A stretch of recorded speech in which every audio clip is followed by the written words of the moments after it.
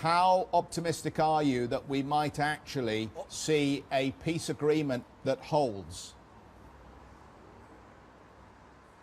On the peace agreement, I will not give an opinion, but it's clear that the European leaders have decided to take new sanctions, new economic sanctions against Russia, despite our multiple warnings. Warnings that these sanctions are ineffective. As you saw now, we have many months that it didn't change the policy of Russia in Ukraine, and they are counterproductive, as now the European companies are affected by this directly by these sanctions.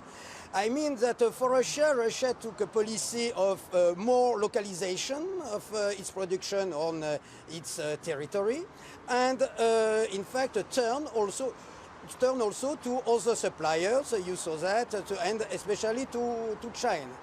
So now it will be who will pay the bill.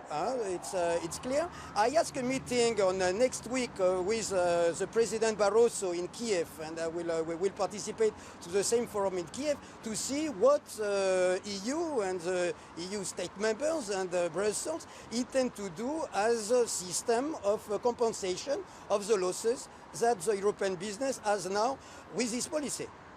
Why don't you ask Moscow what compensation you should get here? Because I guess Mr. Barroso and others would make the point here that the sanctions were ultimately the fault of President Putin. If he hadn't taken the actions he'd taken, Europe and the United States wouldn't have felt it necessary to impose these economic sanctions.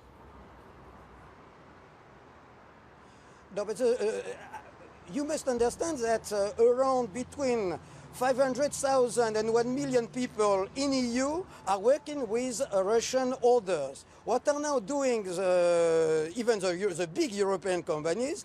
They are sourcing their production in other countries than Europe. So it means that it will have a cost in EU for the European workers, European taxpayers, and now we must see who will pay the bill in Europe. Just quickly, Philippe, let me ask you about whether the ceasefire will hold from the Russian side, given that many people feel like there needs to be constitutional change to allow autonomy in some of these Ukraine areas for the Russians to be on side with a long-term ceasefire. No, we hope that the ceasefire, that everything will, we hope for desescalation, of course, because we are not really happy. It's a real understatement what's happening now. It's now very hard for our businesses here in Russia. I don't speak about the business in Ukraine, as we have nobody has any more business in Ukraine except the security companies, the company for security. So it's quite, I think it's quite clear.